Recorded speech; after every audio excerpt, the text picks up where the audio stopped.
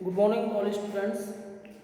आज जैसा कि आप देख पा रहे हैं alpha and beta form of glucose हम आपसे डिस्कस करने वाले हैं। क्लास 12 है आपकी।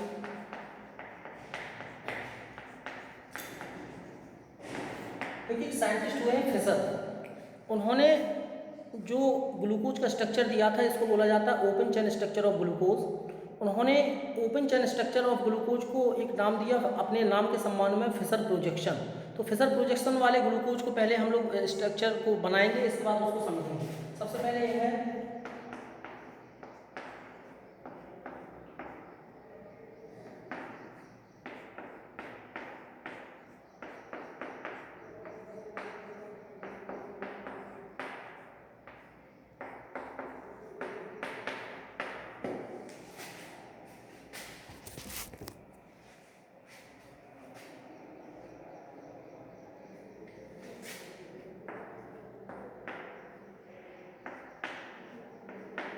ये आपका open chain structure of glucose है।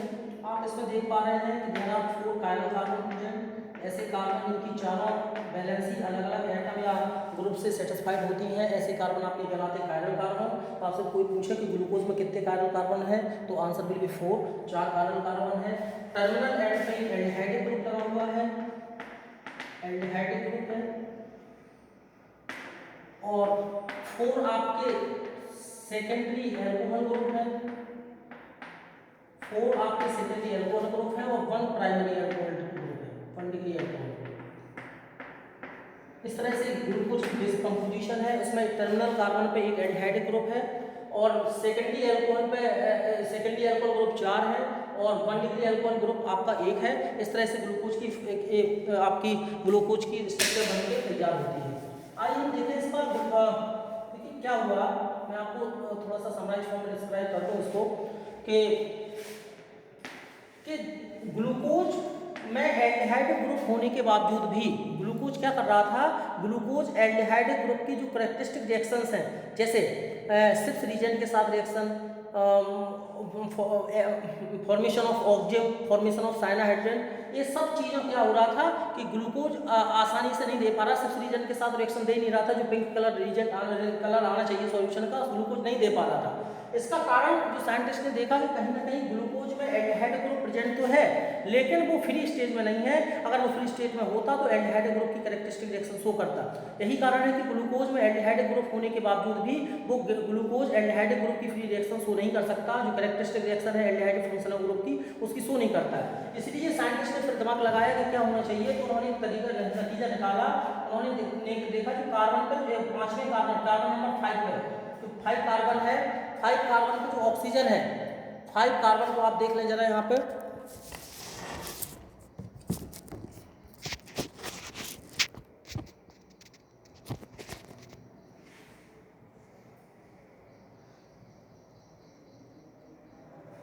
फाइव कार्बन का जो आपका ऑक्सीजन है,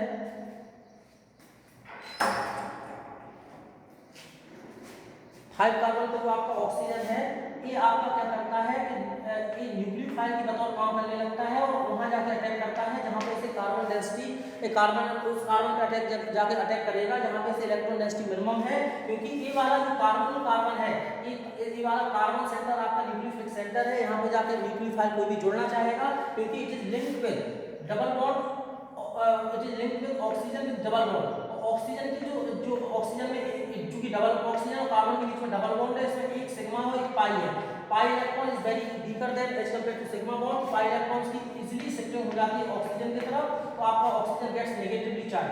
और तो इस वजह से स्ट्रक्चर कुछ ऐसा बनेगा आपका, मैं आपको दिखा दूं। ऑक्सीजन नेगेटिव चार्ज और H और COH, H COH और इस तरह से H और COH C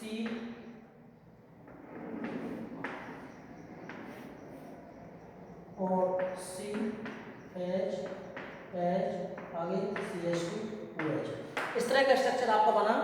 और आप देख पा रहे हैं जो हाइड्रोजन साथ में लगा था यहाँ पर, तो हाइड्रोजन क्या करेगा, यहाँ से H+ के रूप में फ्री हो जाएगा और H+ के रूप में यहाँ से जाकर इस पे ऑक्सीजन में जुड़ जाएगा, तो आपका ये हो जाएगा H। अब आप इसको देखना है कि अब जो आपका जो कार्बन नंबर 1 है वो क्या करता है, फ्री रोटेशन करते रहता है। तो एक समय पे जो OH हम लोगों को लेफ्ट हैंड तरफ दिखाई दे रहा है, तो अंगुली पर रोटेट करके उसकी डायरेक्शन हो जाएगी आपकी राइट हैंड तरफ। तो आप इसको देख लें एक बार।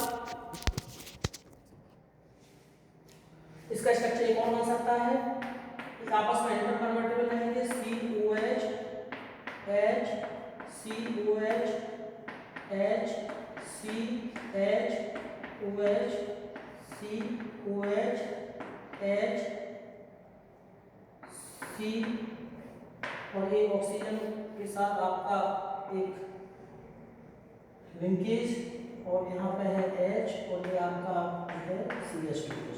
देखिए अगर अब यहाँ से कंक्लूजन ड्रॉ ये होता है कि अगर किसी स्ट्रक्चर में केवल और केवल कार्बन नंबर 1 पर कॉन्फ़िगरेशन में डिफरेंस है, बाकी होल स्ट्रक्चर कंप्लीटली फिल्ड है, कंप्लीटली एक जैसा है दोनों स्ट्रक्चर, तो ऐसे आपके स्ट्रक्चर्स आपस में रिलेटेड होते हैं एज ए एनोमर। ऐसे स्ट्रक्चर कहे जाते हैं एनोमर। और इसमें आप देखें ग्लूकोज में ग्लूकोज का ऐसा स्ट्रक्चर फिशर प्रोजेक्शन में, क्योंकि एक और प्रोजेक्शन चलता है बना जिसको बोलते हैं Haworth projection, given by Haworth scientist. तो हावर्थ प्रोजेक्शन यानी फिशर प्रोजेक्शन में ऐसा देखा गया है कि ग्लूकोज के स्ट्रक्चर में अगर कार्बन 1 पे OH का कॉन्फ़िगरेशन LHS तरफ है, लेफ्ट हैंड तरफ है, OH LHS तरफ है, इसमें OH RHS तरफ है।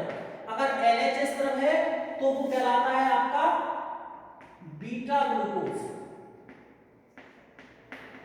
और अगर पहले कार्बन पे OH अगर दाहिने तरफ है तो इसको बोला जाता है अल्फा ग्लूकोज।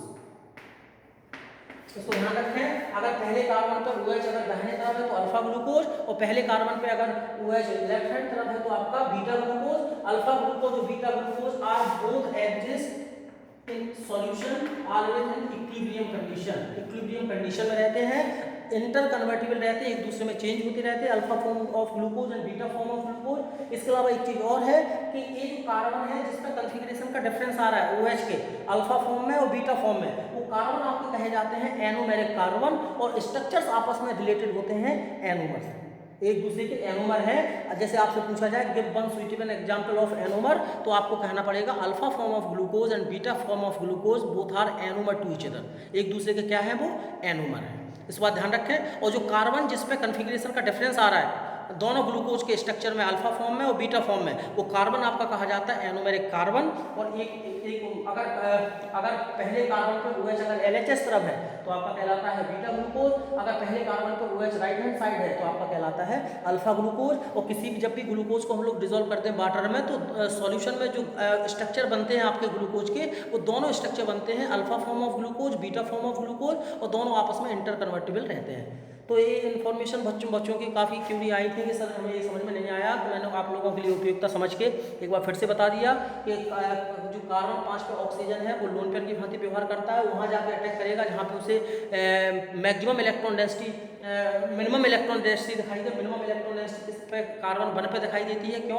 क्योंकि डायरेक्टली डबल बॉन्डेड है विद ऑक्सीजन एटम, और ऑक्सीजन की इलेक्ट्रोनेगेटिविटी कार्बन से ज़्यादा होने के कारण क्या होता है कि ऑक्सीजन साझेदारी की जो इलेक्ट्रॉन पेयर है उसको अपनी तरफ खींच लेता है, इसलिए कार्बन एक्वायर्स पॉजिटिव चार्ज, और पॉजिटिव चार्ज आ जाने की वजह से वे क्या करता है कि जो कार्बन 5 पे ऑक्सीजन है वो उसके साथ बाइंडिंग हो जाता है या न्यूक्लियोफाइल उसके साथ अटैच हो जाता है, तो आपका एक लिंकिंग बन जाती है कार्बन और इस वाले कार्बन के बीच में थ्रू ऑक्सीजन। तो इस तरह की इसलिए कार्बन ये वाला ग्लूकोज के स्ट्रक्चर में एल्डिहाइड ग्रुप फ्री ना होने की वजह से वो वाइंड अप है कार्बन 5 के साथ, इसलिए वो एल्डिहाइड की कैरेक्टरिस्टिक रिएक्शन शो नहीं करता है। तो it is whole about your short video lecture. इसके माध्यम से आप लोगों ने जाना alpha form and beta form of glucose. इसके बाद नेक्स्ट इन्फॉर्मेशन अगले टर्म पर प्रोवाइड करेंगे। Thank you very much.